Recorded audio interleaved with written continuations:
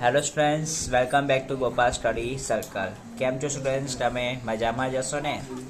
તો સ્ટુડન્ટ્સ, આજે આપણે આ વિડીયોમાં સ્ટડી કરવાનું છે ધોરણ 8 અને વિષય છે ગણિત, જેમાં સમપ્રમાણ અને વ્યસ્ત પ્રમાણના ચેપ્ટરની અંદર એક્સરસાઇઝ નંબર 11.2માં 9મા નંબરનો એક્ઝામ્પલ છે કે એક કાર છે એને 60 કિલોમીટર પ્રતિ કલાકની ઝડપથી કોઈ એક સ્થાન પર પહોંચવા માટે 2 કલાકનો સમય લાગે છે.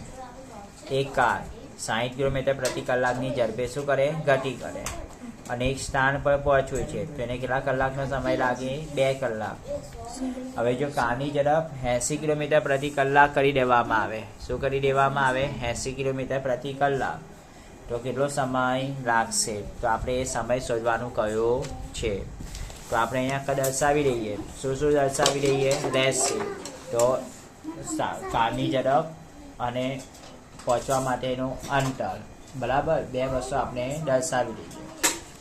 ઓકે, અને સમય દર્શાવી દઈએ. તો અહીંયા દર્શાવી દઉં છું કારની ઝડપ. શું દર્શાવી દઉં છું?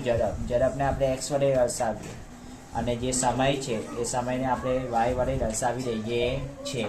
તારા વડે દર્શાવી દઈએ, વાય વડે દર્શાવી દઈએ. તો તમે જુઓ,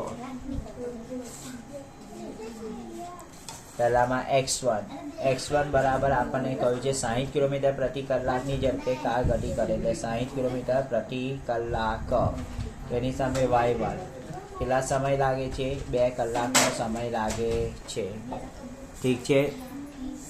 હવે જુઓ, x2 બરાબર કારની ઝડપ 80 કિલોમીટર પ્રતિ કલાક કરવામાં આવે. શું કરવામાં આવે? 80 કિલોમીટર પ્રતિ કલાક. તો આપણે y2 કેટલો સમય રહે છે એ આપણને ખબર નથી, તો આપણે એ શોધવાનું કહ્યું છે. શું શોધવાનું કહ્યું છે? y2. ઠીક છે, ચલો. Ready for this example. તો આપણે વ્યસ્ત પ્રમાણની વ્યાખ્યા મુજબ, શાની? વ્યસ્ત પ્રમાણની વ્યાખ્યા મુજબ આપણે y2 નું મૂલ્ય શોધવાનું છે. લખીશું y2 માટે. શાના માટે? y2 માટે. તો સૂત્ર છે આપણી પાસે x1 × y1 બરાબર x2 × y2. એમાંથી x1 આપી દીધા છે 60 કિલોમીટર પ્રતિ કલાક, y1 છે 2 કલાક, x2 છે 80 કિલોમીટર પ્રતિ કલાક અને y2 ની વેલ્યુ આપણે શોધવાની છે. તો 60 × 2 તો એવા ને એવા રહેશે. ત્યાં 80 ગુણાકારમાં છે, અહીં આવી જાય તો ક્યાં આવે? છેદમાં, ભાગાકારમાં આવી જાય. તે બાજુ શું વધે? y2. હવે જુઓ, છેદનો 0 અને 60નો 0 અને 80નો એક 0 ઉડી ગયું, તો અંશમાં શું વધ્યું? 6 × 12 અને છેદમાં 8, અથવા તો તમે 2 ચોક 8 પણ લખી શકો. તો y2 આપણને મળ્યા છે 6/4. હજી આમાં ભાગ ચાલશે? હા, ચાલશે. 6ની જગ્યાએ આપણે લખીશું 3 × 6, 4ની જગ્યાએ લખીશું 2 × 4. 2 છેદના ને અંશા ઉડી ગયા, તો શું આવ્યું? 3/2.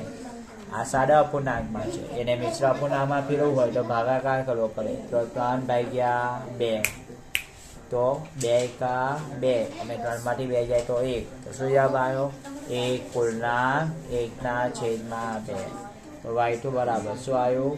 1 પૂર્ણાંક 1/2 અને આપણે સમય એટલે કલાક. શું લઈશું? કલાક. એટલે 1 પૂર્ણાંક 1/2 એટલે શું કહેવાય? 1.5 કલાક. શું કહેવાય? 1.5 કલાક. 1 કલાક ને અડધો કલાક એટલે 1.5 કલાક લાગે કારને ત્યાં પહોંચવા માટે. ઠીક છે. સો આઈ હોપ કે સ્ટુડન્ટ્સ તમને આ ઘણું સરળતાથી સમજમાં આવ્યું હશે. તો good luck and best of luck for this example. And please like, share and subscribe this channel and video. Thank you.